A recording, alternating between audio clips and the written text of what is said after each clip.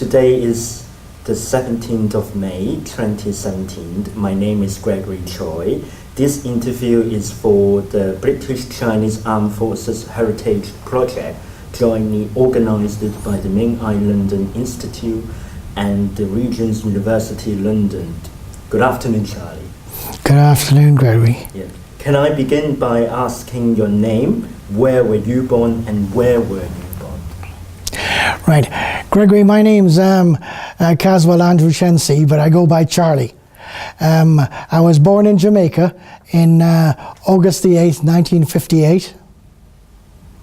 Yeah. And could you tell me a little bit about your family background? Well, my family are originally Hakka, and they came from southern China, is what we were told. They came to Jamaica in about 1860 to cut sugarcane as labourers. From there, we then became merchants. So we were the merchant class in Jamaica. And in about the 1970s, things got very difficult for non-blacks in Jamaica. So the family, and indeed most of the Chinese in Jamaica, emigrated to three centres, to Florida, to New York and Toronto. Our branch of the family went to Toronto, where they are still centred around today. I was then travelling, and I joined the Canadian Army first of all, enjoyed that. They sent me then to England on a training exchange to learn techniques from the British Army. Okay, we are going to go through all this story step by step. Yes. So before you joined the Army, could you tell me what was you doing?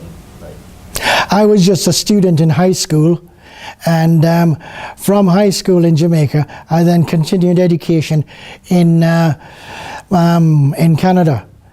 And for a brief time, a year or two, I then worked in a lead zinc mine on Baffin Island as mining staff up there. That mine is called Nana Civic, and it's now closed but used as a Canadian military base. I then joined the Canadian military. Okay, could you also tell me why would you join the Canadian Army, and how did you know about the news that they were recruiting? Well, at the time, we had freshly moved to Canada within the last few years as a family, and Canada was very, very good to our family. They gave us a life, they gave us a chance to live, they gave us education, and they gave us security, all of which we had lost in Jamaica. With that in mind, I wanted to give something back to the country, and one of the ways was to join the military and give something back to them, because at the time Canada was recruiting very, very small numbers. But I made the grade, and we were accepted into a recruit program. So could you tell me when did you join the Army and until what time you left? That was in '74, and then I left in about 82. No, I left in 79. Yes, 79. Okay. Did you still remember the moment when you first joined the Army? The Canadian Army? Yes. Yes, I do. I walked into the office at on Yonge Street in Toronto, and I thought, this is a big step. But it was just an office building, and everybody in there was very friendly, and it was just like an office. Nothing very military except for the flags and the photographs. But yes, it was a big step, because none of my family had ever joined the military before. Okay. Could you briefly tell me which department you were in? Yes, I was enlisted in the infantry. And could you also tell me the name of the battalion? Yes, I served in the Royal Canadian Regiment for a while, and the Queen's Own Rifles of Canada. Okay, I again, step by step. Yes. At the beginning, as far as I know, you would be received a training. And could you tell me a little bit about how your training was and what was the most unforgettable moment when you received the training? Well, the training in Canada was not as difficult as the training in England. The training in Canada is very basic and is very health and safety conscious. Whereas when I joined the British Army, the training was very, very, we should say, dangerous. And they had less regard for health and safety and more regard for results and for making a soldier. Okay, we will talk about the Canadian training first then. Okay. Could you briefly tell me like a day in life of your A recruit? First of all, you would get up at about 5:30, but I would get up at maybe 4:30 to go and get my kit ready, so I would have a head start. Then you would have PT, and then go for breakfast.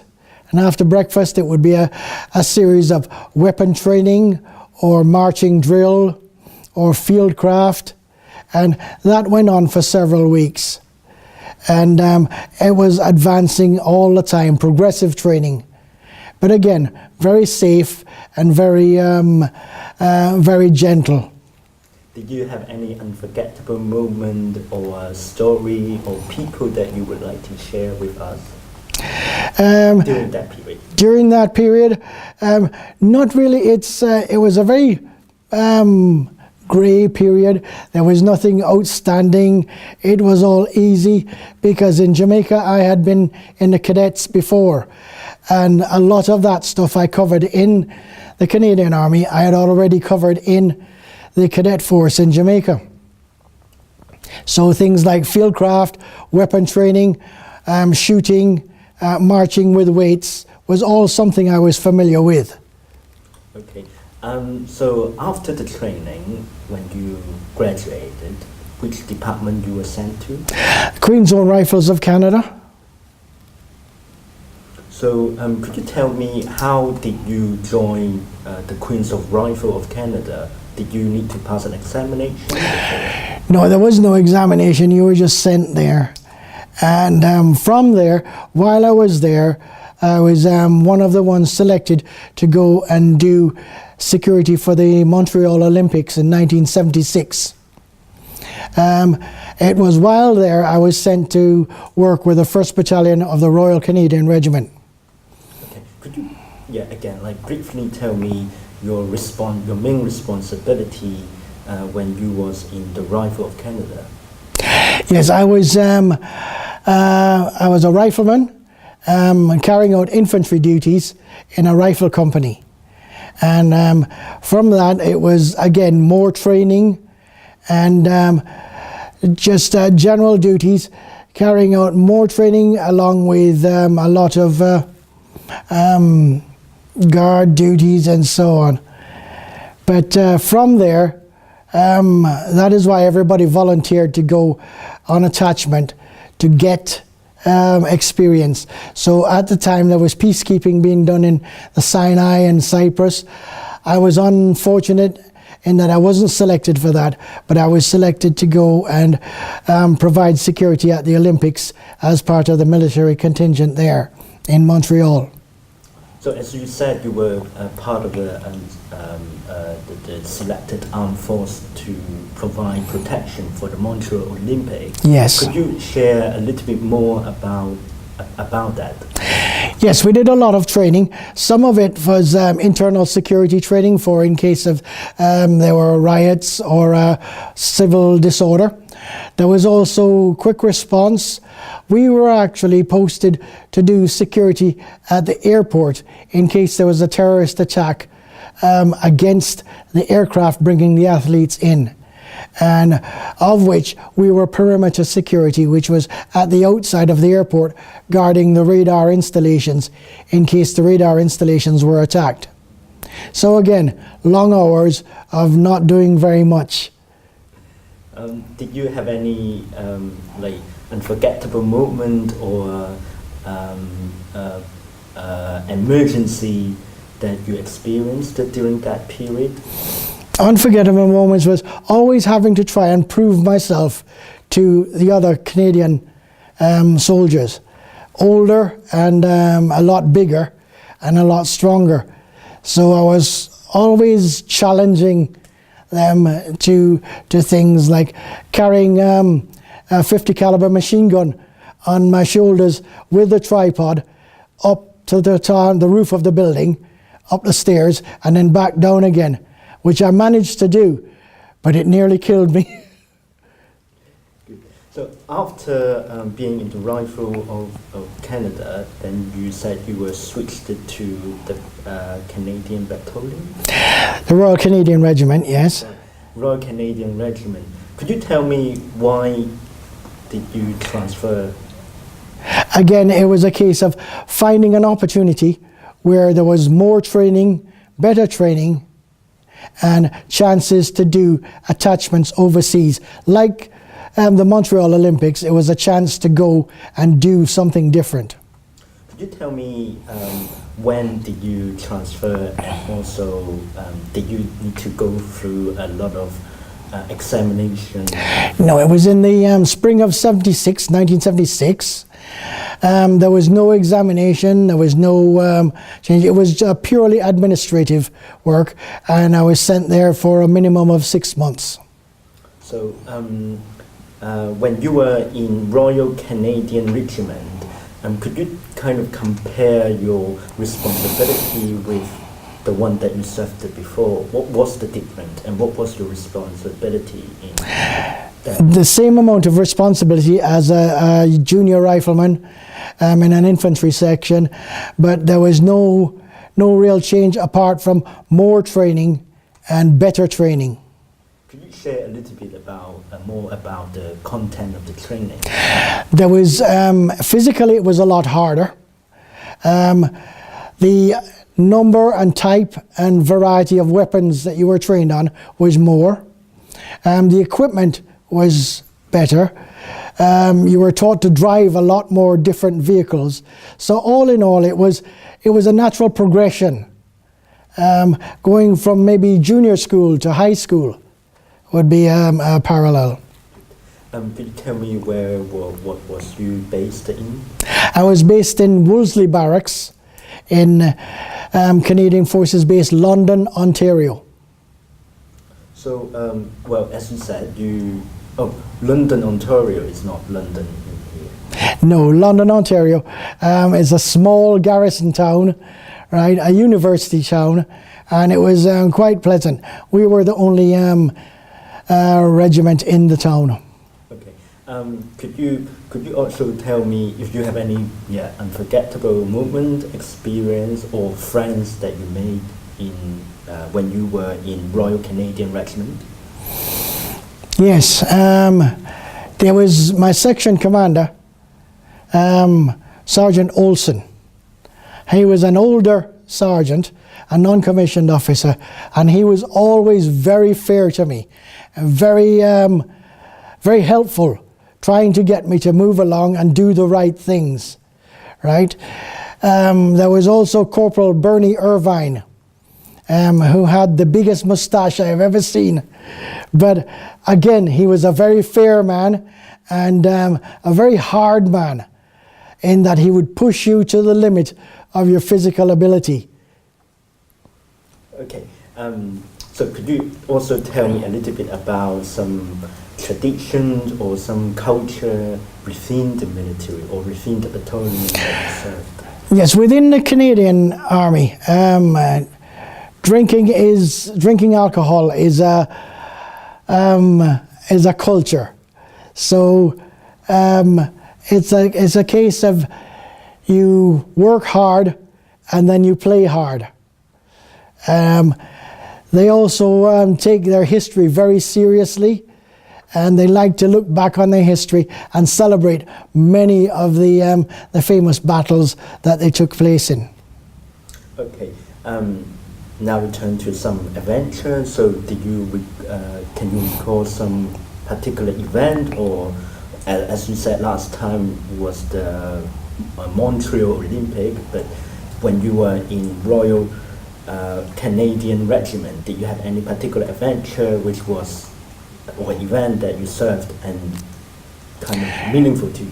No, nothing really out of the ordinary. Again, that's why boredom set in. After the Olympics, I was going to be returned to my unit, the Queen's Own Rifles of Canada, and that's when boredom really set in.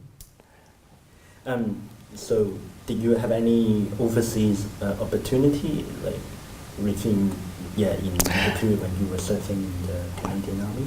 Yes, when I returned to the Queen's Own Rifles of Canada, they selected 14 of us, one of which was me, to go on a training exchange with the Royal Green Jackets of the British Army. We were then sent to Germany, and from Germany we were sent to Belgium, a place called Vogelsang. And in Vogelsang, it's what's known as a gun camp, where you shoot weapons, you perfect your mastery of shooting various types of weapons and small arms tactics. At Vogelsang, we spent there for 2 weeks, and then for a further 8 weeks, we came back here to Winchester in England. From Winchester, we went to Wales, where we were at their battle camp. And we observed their training and their tactics of their recruits. So the idea was that we would carry this information and knowledge back to Canada with us. Okay, so as a Canadian Chinese soldier, having contact with the British soldier in Belgium, so did you have any experience or moment which you find you are in a cultural clash, or or did you make a lot of friends within this period? Yes, I made a few friends in the British Army. However, their cultural awareness is not anywhere near as the cultural awareness of the Canadian soldier. The Canadian soldier is more accepting. He is more liberal, and being Chinese means nothing to him. What he wants is that you can do your job.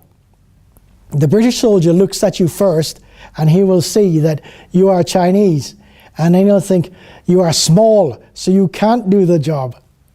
So you have to then again prove yourself to the British soldier. Okay, and then so this is the last regiment that you was in, the Rifle of Canada. The Royal Green Jackets is the last British Army regiment I was in, because I had left when we got sent back to Canada. Of the 14 of us who were sent on a training exchange, 8 of us decided to stay in and transfer to the British Army, which was an administrative nightmare. It was very difficult.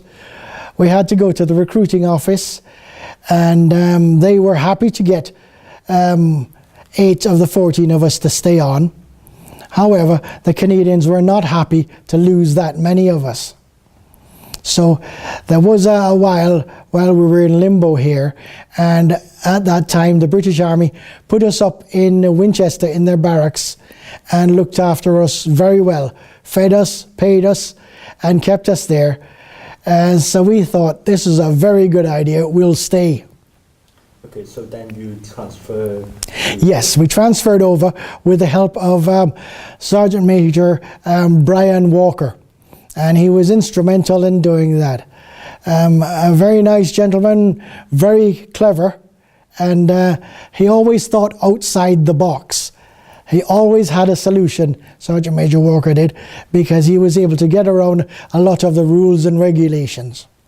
Okay, so as we are now in the Royal Green Jacket, yes, can we talk about, so what is Royal Green Jacket? The Royal Green Jackets is our rifle regiment, which specializes in infantry work. And many years ago, they were traditionally founded as scouts and skirmishers, which go forward of the friendly forces line and act as reconnaissance. As time has gone on, many of their principles have been adopted by the rest of the army. However, the Green Jackets still insist on having a better quality of soldier, a higher caliber of intelligence, and they select you specially for your initiative. Okay, could you talk about your role in the Royal Green Jacket? In the Royal Green Jackets, I started off as a recruit, then I've progressed to passing out as the best recruit in my platoon. From there, I then got posted to the 2nd Battalion of the Royal Green Jackets, who were stationed in Minden in Germany. There I became a Lance Corporal, which is a junior non-commissioned officer. I was then promoted to Corporal and moved to the Reconnaissance Platoon. From the Reconnaissance Platoon, as the years went on, I eventually moved into the Intelligence section. And from the Intelligence section, I eventually left the Army under options for change, which was the massive drawdown in the early 90s when they were making so many people redundant from the armed forces in the early 90s. Okay, since you talk about you were in the intelligence office, yes. Could you share also some of your responsibility? What was the difference between the intelligence office and as a corporal in the Green Jacket? Yes, in the intelligence office, it was still part of the Royal Green Jackets, but we worked for the Royal Green Jackets themselves and they were all staffed by Royal Green Jackets. The intelligence office was set up for working counter-terrorist operations in Northern Ireland, and it meant that it was a collation of information, creating intelligence from that information by the knowledge and the recognition of terrorists, terrorist patterns, terrorist modes of operations, and possible terrorist targets. So could you also share some of your responsibilities? My responsibilities there started off as just an intelligence operator, just on the desk, collating information, collating photographs, putting them together, making briefing packs. I enjoyed this and did quite well at it, and I was eventually sent on a course in the intelligence school at Ashford to become a Brigade Intelligence Assistant Officer.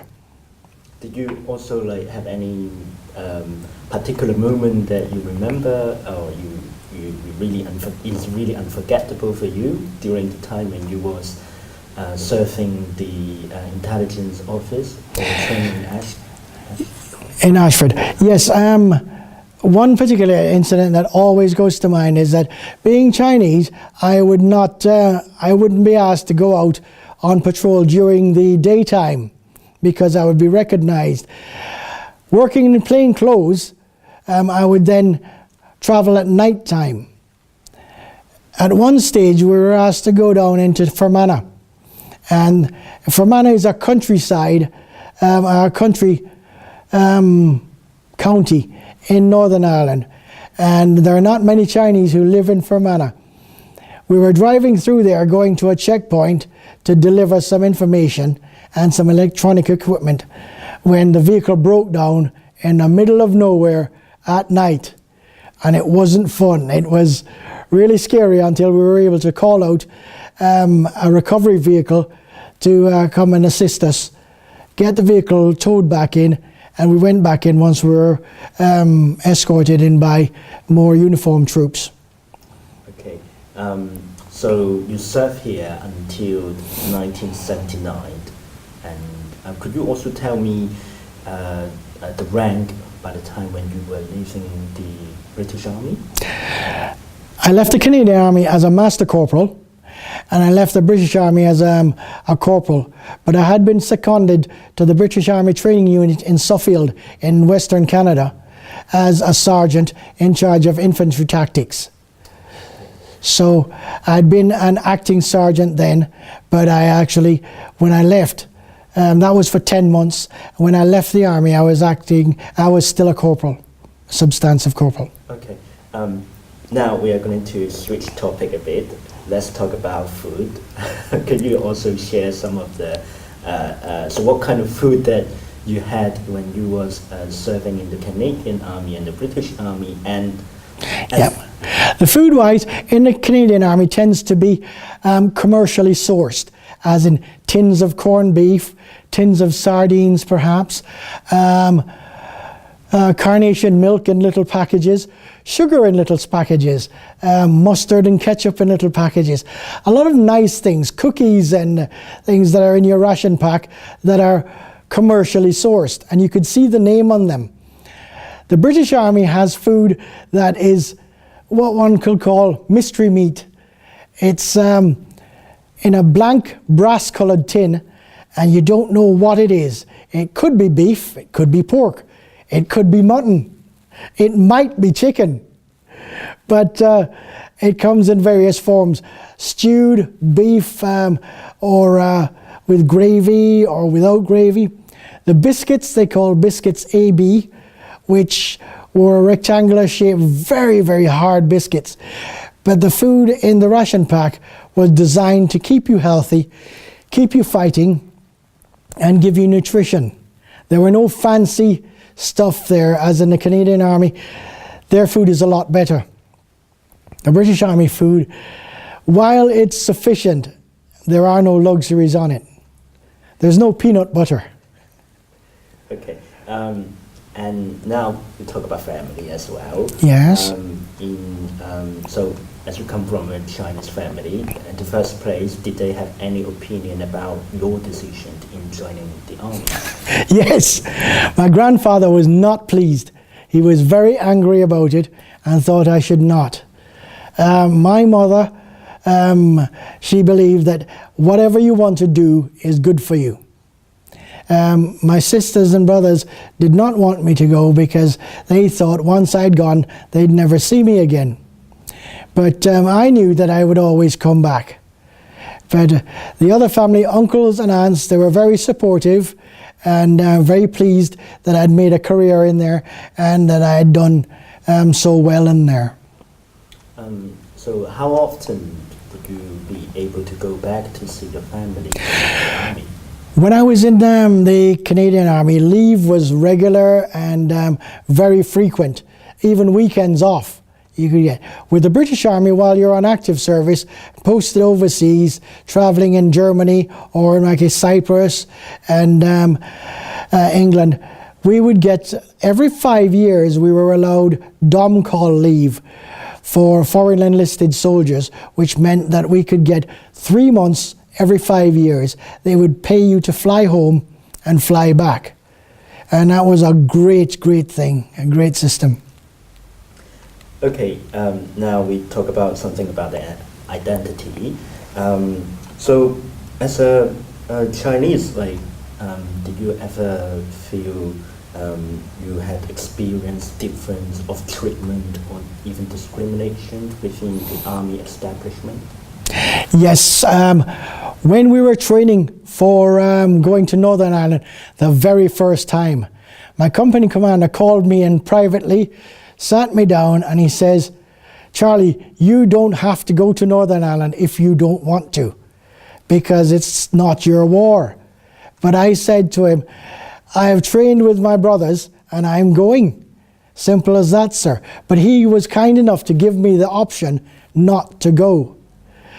Apart from that, once I had proved myself as capable and willing to do everything else as anybody, I was treated just like everybody else. So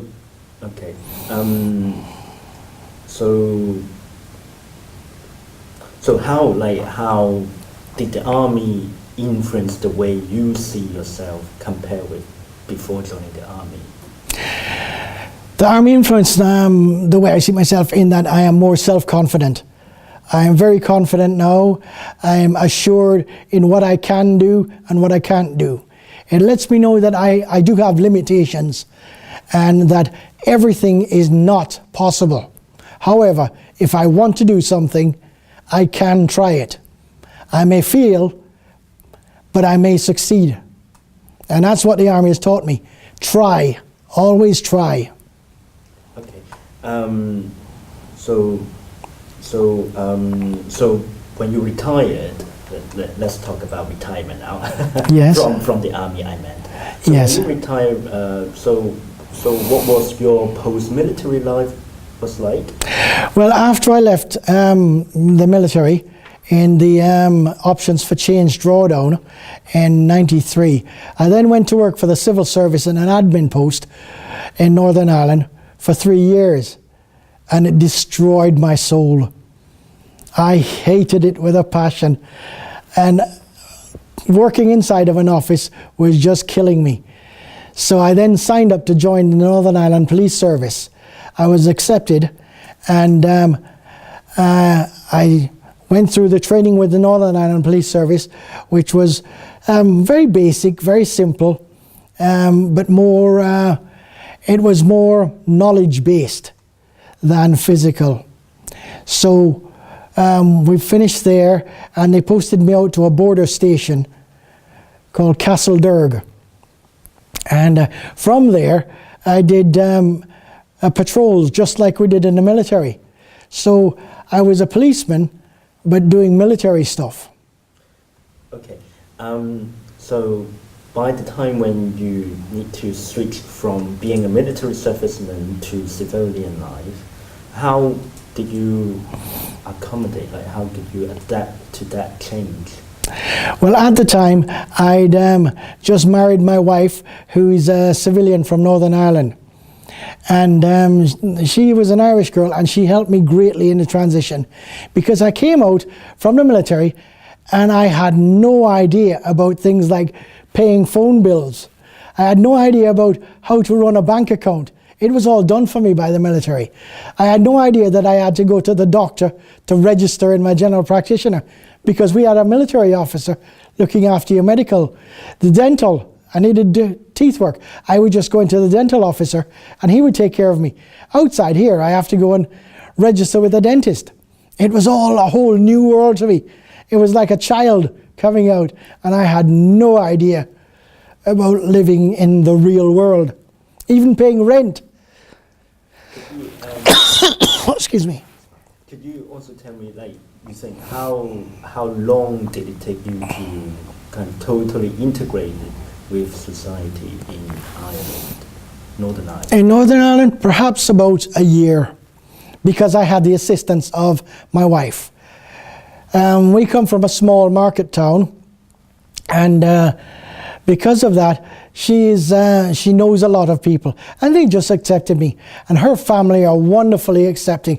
They accept a lot of foreigners in their wider family network, because a niece, she is married to a Greek fellow.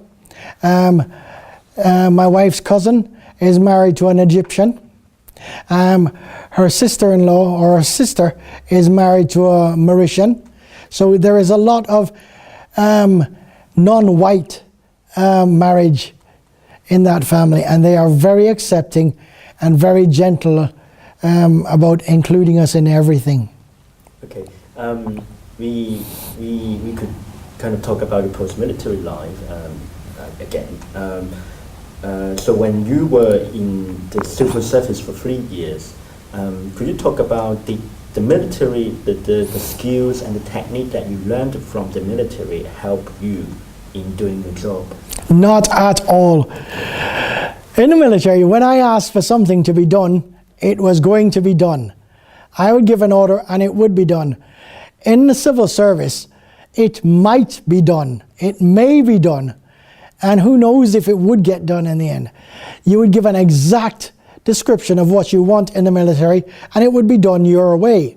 In the civil service, again, they would not be as compliant, and they certainly wouldn't be as cooperative. So the skills I had in the military often clashed with the ethos that they have in the civil service. The civil service is there to get along, not to produce results. So that's why it drove me nuts. It drove me mad. And I just could not.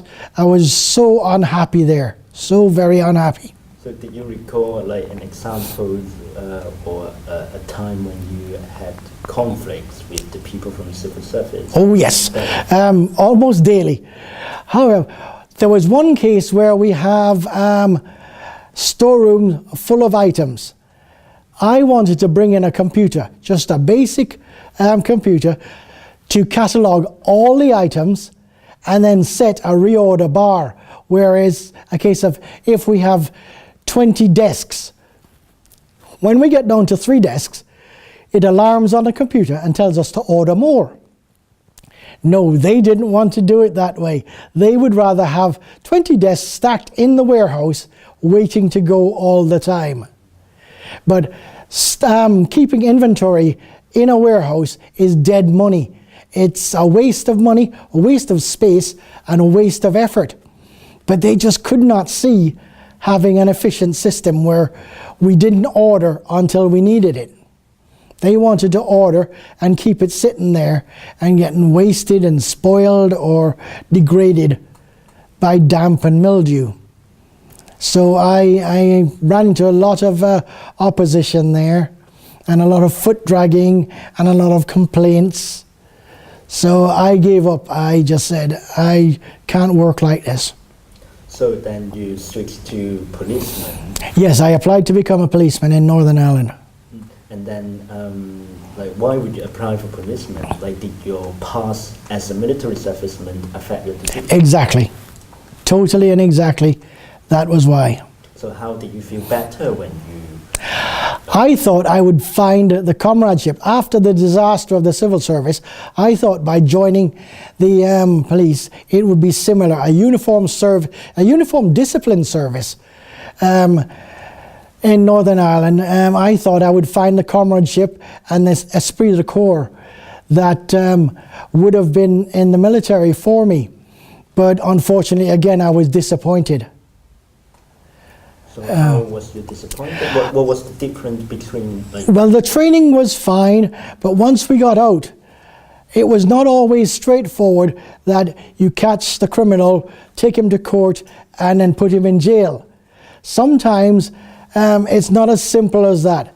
There are other forces at play, there are other demands being made on you, and again, the lazy factor comes into it.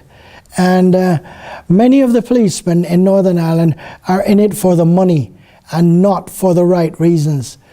The right reason I believe one becomes a policeman is to help those who cannot protect themselves. You're there to protect those who cannot protect themselves. Many times the young policemen in Northern Ireland are there to enrich their bank accounts by doing as much overtime as they can and by dragging out their terrible cases. For instance, if one was finishing shift at 8 o'clock at night, about 5 to 8, certain policemen would go out and look to arrest somebody, bring him into the station so that anything after 8 o'clock was considered overtime and he would be paid overtime to carry on processing that person, which could take up to 4 hours. And to me, that is theft. If you know somebody's doing something, arrest him then. If you're not going to arrest him then let the next section coming on arrest him. You know, turn it over. But don't do it because you want to make 4 hours overtime. It's wrong. It is so wrong. Okay. So after you left the military, did you carry on having any contact with... Yes. Every year I went to the reunion in Winchester, which is held in the barracks in Winchester, where the Royal Green Jackets were trained. In addition to that, I also go to another reunion, a smaller reunion where there are only about 30 of us who grouped together and who found a kinship together, a real strong brotherly bond. About 30 of us. The one in Winchester held every year will have several thousand people at it, several thousand ex-soldiers. And the one I go to once a year, apart from that, there's only 30, and we have a strong brotherhood there. So if you were given a chance to go back, Would you still go for the same career path in the military? No, I would go straight to the British Army and work my way through, apply myself a lot more, and go for promotion a lot more. I would achieve a lot more promotion-wise. So do you regret of being in the army in general? No, not at all. It made me who I am, and it made me a good person. It made me a better person. Okay. So do you have anything to add? Well, I hope that by giving my input into this project, that Chinese British or British Chinese men and women will think about a career in the military, because now we do not need in the military the man who can carry 200 kilograms on his back running up and down mountains. What we need is people with tech savvy, technological savvy, because the world is going technological. The world is going cyber. And many young Chinese have a wonderful grasp of technology. They have an well above average grasp of technology, its uses, its potential. And they can be used by the military to defend the United Kingdom. And we need to get them to join, because there is possibilities of a career there. Now it is a lot more liberal and friendly place to visible ethnic minorities, a lot more than in my day when I started. I saw the change. When I started, there was nobody looking out for you.